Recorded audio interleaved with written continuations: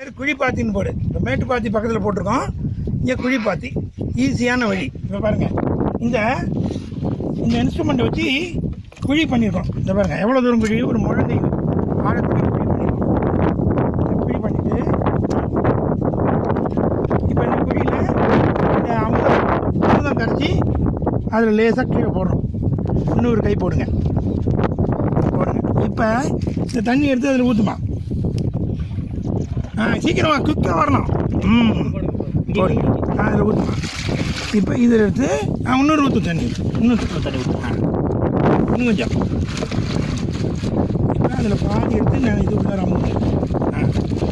பாதியை உள்ளார உள்ளார அனுப்பிச்சிங்களா. பழம் போட்டுங்க. இப்போ மேல் மண்ணை கொஞ்சம் எடுத்து கையில் எடுத்து போடுங்க.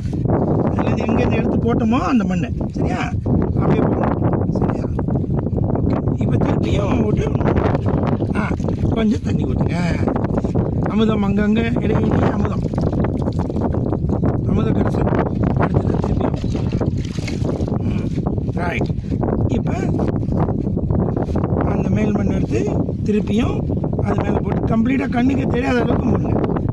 கண்ணுக்கு தெரியாத அளவு மூடி முக்கால் அளவு தான் சொல்லுங்கள். முக்கால் அளவு பண்ணுங்க.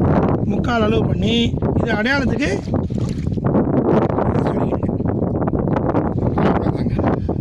அவ்வளோதான். அந்த அடையாளத்துக்கு சொல்லி வச்சிடலாம். அவ்வளோதான்.